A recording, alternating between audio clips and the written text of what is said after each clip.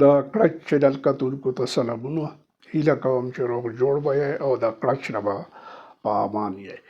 نن به زه تاسو ته د کلچ پنځمه کیسه اوروم او د دې پنځمې کیسې عنوان دی سرې بدومې. بدومې د کرک خټک چې دي، بدومې چې داسې تیزه سیلۍ وي چې هغه خاورې پکې الوزي که نه، هغه سیلۍ ته د کرک خټک چې دي هغه بدومې وایي. نو سرې بدومې.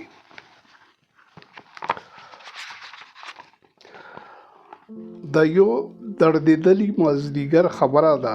زما عمر به 8 کاله و.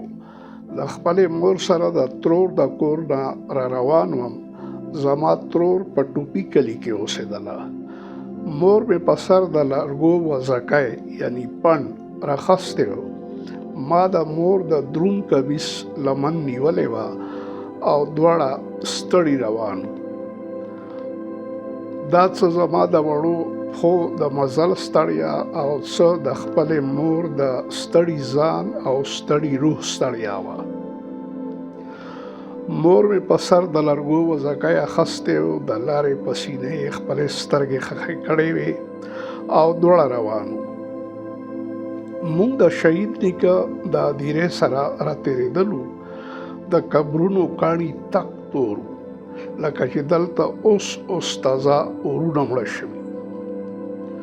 قبرونه ټول زاړه وو. هر یو قبر د انتظار ډېر مزل کړی و او هر یو زما او زما د مور په شان ستړی ښکاره کېدل.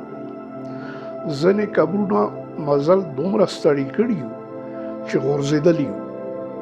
ما د دغه قبرونو ننداره کوله او مور مې ستړی مزل کولو چې دې کې درنې بدومې راولوتلې. کومې خاورې چې لوتلې هغه سرې وې. د بدومو رنګ سور و او د هدیرې د کاڼو رنګ تور او زما د ستړې مور رنګ زیړ و. مونږ چې په کوم لور مزل کولو، دا سرې بدومې یعنی سیلۍ مونږ ته مخامخ رالوتله او زمونږ ستړی مزل یې نور هم ستړی کولو. ما د مور په درنه لمن کې ځان پټ کړی و. داسې ښکاره کېدل چې د بدومو خاورې د هدیرې د مړو په وینو سرې شوي. زه یېرېدلم. دا وخت زما مور په وینو لړلې بدومو سره خپله سیالي کوله، خو بدومې تیزې شوې او مور مې ستړې وه، وغورځېدله. ما نه د هغې لمن خلاصه شوه. زه یوازې پاتې شوم خو خپلې مور ته مې کتل. هغه په یو پریوتي قبر ورګوزاره شوه. د لرګو وزکی په بل قبر پریوت و. زه په مور ور پریوتلم. دغه شان د پریوتي قبر د پاسه پراته و او مور مې زه غېږې ته رانږدې کړی وم. زه د مور په غېږ کې خوندي پروت وم. بدومې کمې شوې. مور مې راپاڅېده. بیا یې زه راپورته کړم او د لرګو وزکی یې د ډېر زور نه پس خپل سر ته پورته کړو. بیا روان شو. خو مور مې ګوډه ګوډه روانه وه. کور ته راورسېدلو. مور مې په کټ پرېوتله. پښې یې درد کولو. پلار مې د درد د علاج دپاره کټو مولا راوغوښتلو. کټو مولا د غورځېدلو د سبب پوښتنه وکړه او مور مې ورته خبره بیان کړه. نو کټو مولا خپل کتاب خلاص کړو. لږ ساعت یې څه پکې ولوستل. بیا یې کتاب بند کړو او په سوچ کې شو.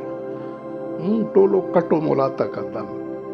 آخر هغه ووی چې دا چې څه وخت په پریوتلي قبر غورځېدلې وه، نو په قبر 3 پیریان ناست وو.